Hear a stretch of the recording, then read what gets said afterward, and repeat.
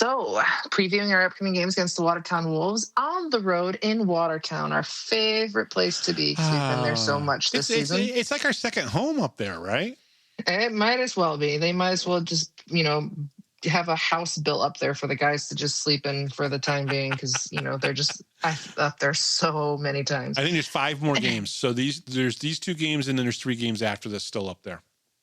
That's crazy. So speaking of the amount of times that we've been up there, this will be the 13th and 14th games of the season versus the Wolves.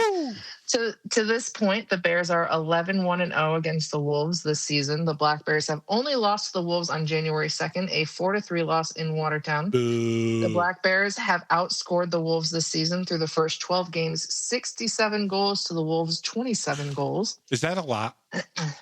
It's a little bit. I mean, I don't know the hockey numbers that well. we talk about at the end of this, I think, are more important, just a little bit better. Okay. Last weekend, the Wolves were on the road to Whitfield to play Blue Ridge Bobcats, where they did not fare very well. No. And this is a game that Jeremy kept telling me the score about because he couldn't believe it either. On Friday, the Bobcats dominated the Wolves in a 12-4 win. And then on Saturday, the Bobcats scored another 7 goals in a 9-3 win over the Wolves. Last weekend, the Black Bears went on the road and defeated the Prowlers in both games, but not without a lot of drama, and a lot of it. On Friday night, the Black Bears came from behind and defeated the Prowlers 5-3. The Black Bears saw 2 goals from Mac Jansen in the third period, saw 3 goals in 58 seconds from Ivan Bondarenko, Gavin Yates, and Jacob Shankar, all in the second period. Yeah, we didn't even talk about that. What an amazing little run that they had there in the third period that saw those 3 goals. It was actually when the second goal was Mac Jansen scored in the third period, but the other 3 guys scored in the second period. 58 seconds. It was just crazy how on fire. And by the way, it was all 3 lines scored a goal, and it was one shift after the other. Like, how often does that happen? It doesn't. It's crazy. Crazy. That's absolutely crazy. Now, honestly, think about it. What other team anywhere would not have pulled their goalie for that? like seriously. Yeah, but it's Reed Cooper. I mean, yeah, I get it, but like any other goalie, if you had any other goalie, 3 goals, 3 different lines, 3 different people in 58 seconds, yeah, that is insane. But Reed Cooper can beat every other team in this league except for the Black Bears. Sorry, it's true.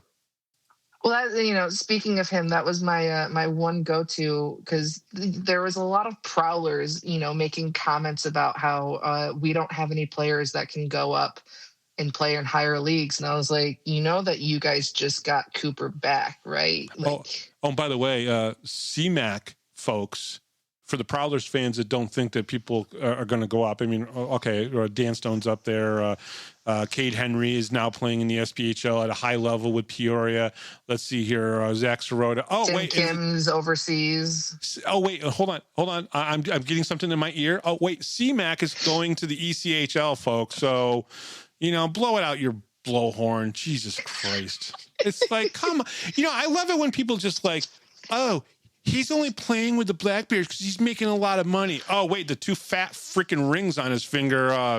That doesn't mean jack, right? I mean, oh my God. Yeah, that was my one go-to about like the comments that I was seeing was I was just anything that they can pick on the Black Bears about, and I look at them and I'm like, did you really just say that? Like, did that really come out of your mouth? By the way, guys, I want people to hear this. Jesse Anderson works full-time. Austin Thompson, when he was here, works full-time. Nick Swain works full-time. These guys do practice every single day that they're told to do practice, and then they go and they work full-time jobs. There are other guys also working full-time remote jobs. Scott Romakers is, and he's an unsung hero on this team. We don't talk enough about Scott Romakers and what he does on this team as well, playing defense, playing offense, having 4 points in one night, and then it's just crazy stuff. But oh yeah. They're here because of the money. No, you're a bunch of morons. They're here because they're getting rings on their fingers, okay? And on that note, we can move on to Saturday night. So Saturday night in Port Huron, it took until the shootout to decide a winner, which, I didn't think it should have, because I think Sargis should have had 2 scores thanks to, good old Reggie Millette, who scored on himself, but they took that goal away. Yeah, we didn't talk about that. Surprise. Yep. But anyways, it didn't matter because, the start the bus chant happened and Binghamton came out victorious with a 6-5 win. So either way, we came home with both W's. In my eyes, it didn't matter after that. Yep. In that game, the Black Bears saw goals from Tyson Kirkby, who scored 2 in the third period. Austin Durazio and Jacob Shankar both scored in the second period. And Garrett Sargis scored the game-tying goal with 13 seconds left to go in the period, which we've talked about a couple times. Yep. And then it was Nick Swain and Matt Jansen who both scored in the shootout and secured the victory for the Black Bears. And as Brooks had mentioned in the Tiller's Good Time show, Jansen was a little bit gassed in that game. He played 30 minutes. And then Q asked him when he wanted to go for the shootout, and he said whenever, and he was the second person to go. Well, I think the best part about that was Brooks kind of, picking on Mac Jansen a little bit, because when Sargis scored the goal, he didn't even skate towards the celebration. He just put his hands up in the air, and he's just like, it's just like, yep, he's definitely gassed if he's not skating over for that. That was pretty hilarious. That was probably my favorite comment from the whole thing about him not having enough energy in the tank to get to the players. Yeah, that's pretty funny. But the celebrations, after the goals were pretty solid too. I don't know what Shankar did to ruffle some feathers to get a penalty after his celebration, but whatever. Oh, I think he did a taunt. He actually I cupped his ear as he went past the Port Huron Prowlers bench. And that's a penalty, apparently. I guess so. Hey, it's unsportsmanlike. How many times have we seen that in Binghamton when opposing teams score? Consider the situation with the referee. Oh no, I get it, but I'm just like, I don't know why you consider that a taunt. We've seen that countless times in Binghamton from opposing teams, and they don't get. Which I think that's why I was so confused by it. Because I'm like, he didn't do anything. Horrible in my eyes. Cupped his ear, said, "Hey, I'm listening. Come on." Oh, well, I guess now we can't, we're too soft in Port Huron that we can't even cup our ears, apparently. Yeah, well, maybe. The Wolves are in 6th place in the Empire Division with a 9-23-4 record.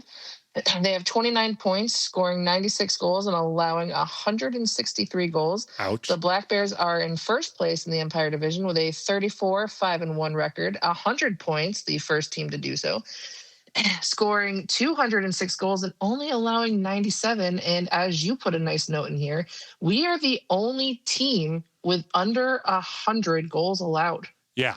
Isn't that a crazy number?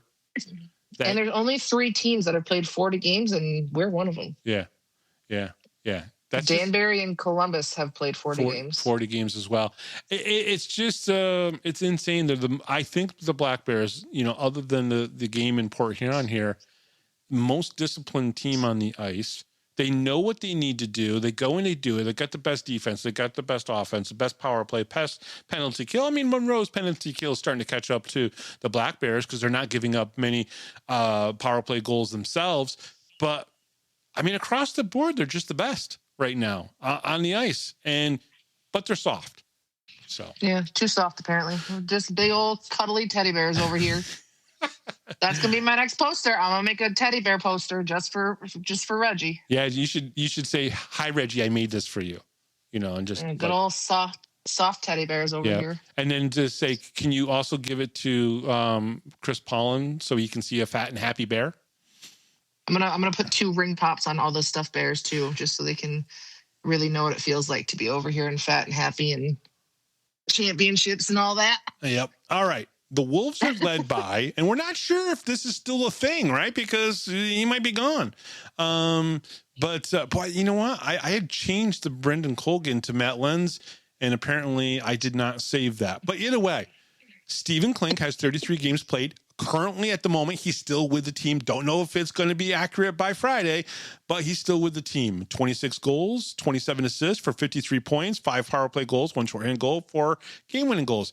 Igor Filipov, who will more than likely be the guy who will be leading the team with 36 games played. He's got 20 goals, 28 assists for 48 points, 7 power play goals, and 1 game-winning goal. Yefim Mishkin, who seems to score against the Black Bears. He's got 34 games played, 18 goals, 19 assists for 37 points, 3 power play goals, 1 shorthanded goal, 4 game-winning goals. Darian Benchik, I bring him up because he scored at least 4 or 5 of his goals against the Black Bears this season.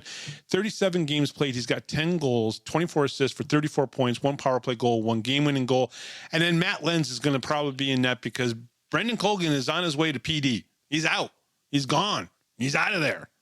I don't know why. It's so crazy. It is. All right. Going into this game, I changed it up a little bit, being Gavin Yates and CJ Stubbs are probably going to be golfing somewhere. They're going to literally get in a car and they're going to drive as far south as they can get to a golf course for the weekend. And I don't blame them. Guys, go enjoy yourself. Take the weekend off.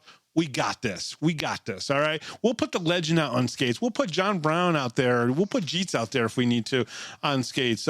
Maybe Sherwood could lace him up. Apparently at the practice last night, he and Coach Q actually got on the ice and they actually practiced and they did a little scrimmage, green versus black. So maybe they could play. So we're good. Ivan Bondarenko leads the team right now with 40 games played, at least of the guys who are not suspended. 12 goals, 56 assists for 68 points, 1 power play goal, 1 shorthanded goal. Mac Jansen, 37 games played, 28 goals, 23 assists. He was so gassed. He probably needs to take the weekend off. 51 points, 9 power play. I'm only kidding, by the way. So don't go tell Mac Jansen that I said he was gassed. Everybody else said he was gassed. 9 power play goals, 1 shorthanded goal, and 7 game-winning goals for Mac Jansen. Boy, I'm just a comedy routine tonight. Austin Dorazio, 35 games played, a fight now. We'll throw that in there. 16 goals, 26 assists for 42 points, 11 power play goals, and 2 game-winning goals. Look at that. You take away 2 of our best players out of there, and we still beat out the other team. That's just crazy. Dominic Tomei has 20 wins on the season, so he got 2 more wins over the weekend. 2 losses with a 2.08 goals against average and a 922 save percentage. And on the specialty teams, I already said it, Black Bears are ranked first, 65 power play goals, 28%. On the PK, they're ranked first with 23 power play goals allowed. I think Port Huron got 2 power play goals against the Black Bears this weekend. The Wolves are ranked 9th on the power play with 31 power play goals, 19%. On the PK, they're ranked 12th, 48 power play goals against, 76%. Again, if you get into the box up in Watertown and you're not a Black Bear, then we're probably going to score on you.